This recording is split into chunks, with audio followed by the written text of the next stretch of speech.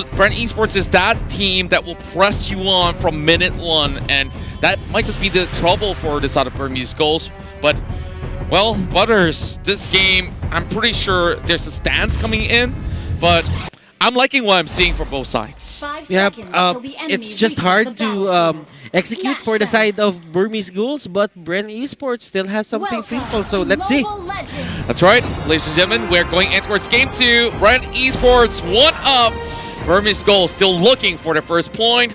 And casters, please have the floor. Oh, thank you, Aaron Contra, my friend. Now, the reason why I'm saying Burmese Ghouls have a more difficult composition naturally is because of what they have in the lineup. But more importantly, we saw previously when they were up against RRQ. RRQ was like, yes, we want a hard-to-play composition. Burmese Ghouls, I like it simple and I like it effective. They have 2 executes on their side for Burmese Ghouls, and it really makes a lot of sense just because they want to take Flap TZ as fast as possible. Get his HP on that threshold, press that, and just rinse and repeat. Yep, and they want to do it to everyone on Bren Esports side because they're all high damage output heroes, right? Rebo, even Lusty with the only fast, Carl TZ, of course, the core, and this is currently turning into the most fair metagame of Mobile Legends we've seen in a while, right? Save for those Diggy strats, but right now, Flap TZ dueling with D down bottom. Up top, it's going to be the Benedetta versus the Farsa on Rebo and Ruby DD. Yeah, this might be the first engagement here. Again, we are seeing the Mountain Chakra to get a good idea of how this is going out. Lusty, he sees what's going on off on top side. He's just going to use his G Kundo to get on out of there. As you can see, the Burmese Ghouls have control over that top side, but Bren don't necessarily have to react. I mean, look down bot. They are pushing out D. Ooh. Now Lusty caught out here. Again, the big rotations by Burmese Ghouls not turning into much. Getting a few hits on this energy shield is Flap TZ and Few. Growing their lead by about 400, 500. Very, very small. Not yet noticeable. But right now, after this turtle, 2 minutes in, definitely we're going to see an early lead. You can see right now how serious Burmese Ghouls is into taking this turtle. They know when it come out, and look at this, they have 4 people in the area already. Knock up here by Cho, maybe gonna be telling them, hey, it's ready, it's ready. The blade put in by Kid, taking some damage, is maybe Pop the Poissons, Carl TZ, Lusty at less than half health. I think Bren Esports already got what they needed. That's the turtle. Yep, and I definitely think it was a little bit of a macro mistake coming in for the Burmese Ghouls, where they're making the call thinking that they were going to get invaded, but instead Bren Esports take the advantage of this and go for the turtle, because again, look at D, he only just hit his level 4, his wave was already pushed in. They realized, oh, we're at a level disparity only because they were able to push D out at the 2nd minute of the game. Small decisions like this make a huge difference, and Burmese Ghouls will not take that risk. Now Lusty is just staying in the brushes. He knows that he needs to find where maybe is gonna come from, but Carl TZ is just farming well, different from the start of game number 1. Here we go, Way of the Dragon already on top of maybe to get the first pick of the game. First blood goes through, a quick follow-up of the Abyssal Arrow here, and Burmese Ghouls, again, they are just pulling backwards and not trying to be too aggressive, and these picks are going to hurt them at the end of the day considering what their lineup is. Now 3 minutes, 30 seconds in, all heroes on the map have their ults. So now fights are going to get more interesting. Engagements are going to be almost all in, and if not, somebody's going to be counting, hey, this guy spent his ult, we should go for a move now. Electo final blow here by Ruby DD. Gets caught in by Few in that bush. Oh, Ruby DD wants more. Level 6. Here comes the rest of them. Nice arrow to scout out the bush. That's going to be Carl TZ charging up this arrow.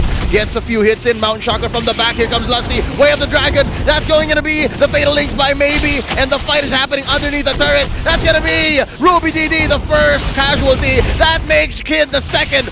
That's Rebo getting double. Maybe is next. D coming in with the black dragon form, and Carl TZ is in his face. That's gonna be Flap TZ coming in. No regeneration for you. 4 for none currently, and Ace is the lone survivor, dodging that arrow by just an inch. And right now, he has no choice but to go down. The wipeout delayed by Bren Esports. They take it nonetheless. Burmese Ghouls, Bren Esports, they're playing each other's game. Bren Esports went to the territory of the side of Burmese Ghouls in terms of playstyle, and now they are serving the pain to the side of Burmese Ghouls. Now, Leo, I know you were very iffy about specifically the Selena and how it's supposed to be executed here. Few legitimately won that entire fight, landing one of the most weaved through abyssal arrows to make sure it landed onto Ace. Full 3 seconds of lockdown, allowing Lusty to control the fight. But again, another one will occur. Same way with the Way of the Dragon, but I'm a believer. Ladies and gentlemen, maybe gets knocked out. They trade out for Lusty, but it's worth it because it's a 3-4-1. Ace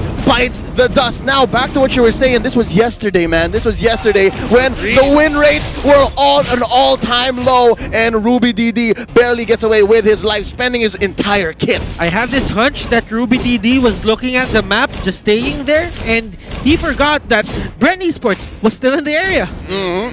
I mean, look at Carltese. He has literally 100% kill participation. 4 kills, 5 assists, making sure that that Mountain Sharker is getting maximum value. But check this out. The way that they initially started, Few is ensuring that every single time he doesn't necessarily need to be there. He just needs to stop the follow-up after the abilities occur. So, Fatal Links, whatever. Oh no, you're going to be throwing your Roger in? That's when I'm dropping the arrow. You also have to look at what Joe did, and Benedetta gets caught out.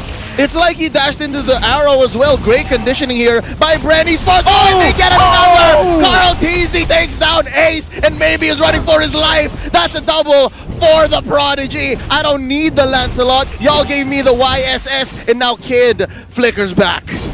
Oh my goodness, if you would see the fights, how they happen. Lusty and Q, they're just playing out of their minds.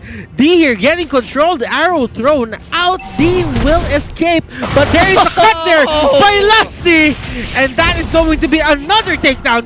Paper the side of Bren Esports. Oh my goodness, Few is just, I'm not gonna lie, there's not a few games where I'd say, there's not a, few games I would like to admit it, but this one, he's kind of smurfing. He really is kind of smurfing here, and Burmese Ghouls are playing so nervous around him. You know, Gideon, I get your point. I'm not a fan of the Selena 50-50 hit or miss as well, but for Bren Esports, if it works, it works.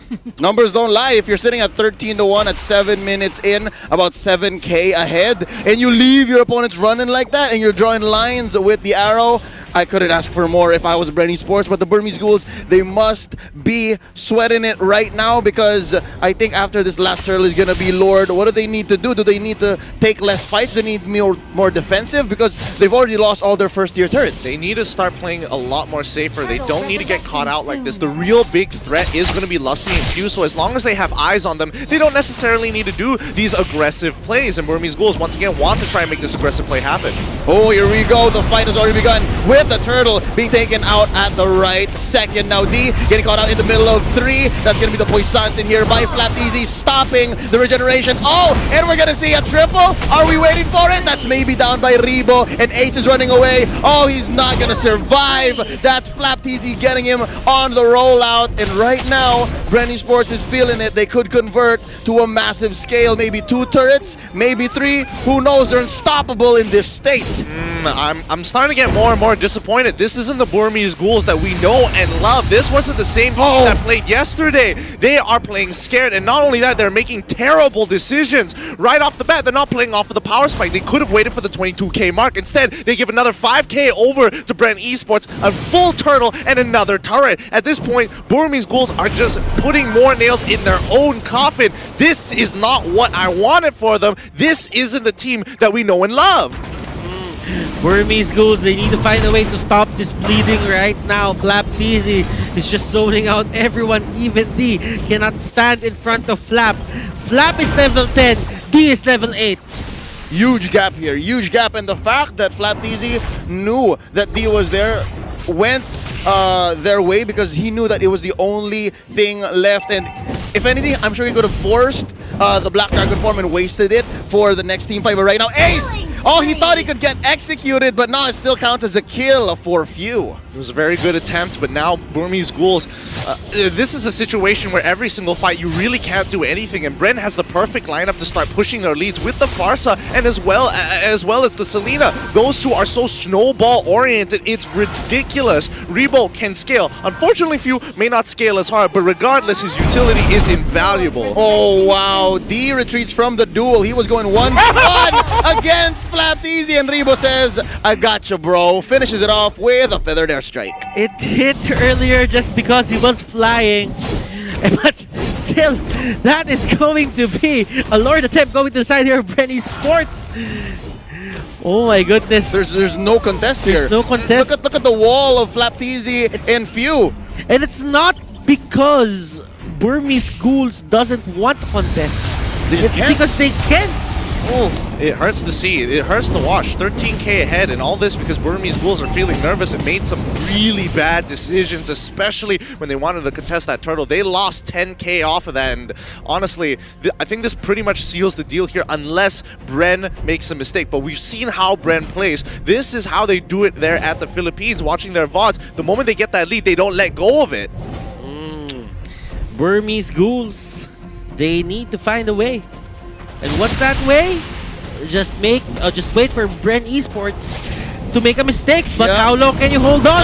Bren Esports is gonna force you to answer, and here we go. Feathered airstrike here by Rebo. They know now after 3 fights that have just gone sideways, they know that, hey, let's not force it. I know we're under our base. I know that they're certain, but hold up! Lusty with the way of the dragon. Ace gets eliminated. That's gonna be the trade though. Kid takes the show down, and now Ruby DD is feeling his life is in danger, and yeah, that's gonna be the push onto mid lane. The inhibitor has been taken down, and they're sieging up top as well. You know, considering the situation, this ain't too bad, but now the Burmese Ghouls, it's an all or nothing push here as D tries to get another pick onto Kaltizi. They're trying their best. Ruby DD goes down. The killing spree puts Kaltizi in perfect position, and now this was their last attempt to try and go for a fight, and Bren is able to stand up tall. They're going to take all the inhibitors and force out the Burmese Ghouls to take one last fight to ensure they put the last nail in the coffin in this game. Oh, 2 defenders now, 3 in comes Ace, but there's no way taking this inhibitor with them. They're not keeping it, that is. I'm wondering if they can finish here. Bren Esports, they're all here, all 5. Bren Esports, they're gonna try, but there are a lot of buffs onto the side lanes, and they're just gonna go for the all-in. Yep, Kid taking out here. Kaltizi barely surviving. The shutdown onto Flapped Easy. Oh, Ruby DD feels it. He can shut down Kaltizi, and indeed he does. The execute pops the Yusun Shin, shutting him down 9, 1, and 8. Hold up, Rebo and Lusty, they're not done. Oh, what an alley-oop by Few from down south. It's just D left here to defend, and I don't think he can do it. Black Dragon form. He's gonna try. He's gonna try. He's going in for Few, and he knows that there's a wave here. Feathered airstrike by Rebo. Feathered airstrike by Rebo. Lusty knocking him up. There's some Shy energy, but it's not enough. That's the wipe out. We're waiting for a wave of minions, and here's one defender. Here's Kid. What can Kid do? Flame shot here by Few. He's gonna knock him up in just a matter of time. Ladies and gentlemen, Bren Esports takes game number 2.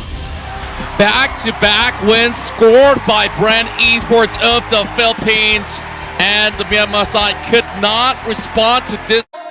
Fearless.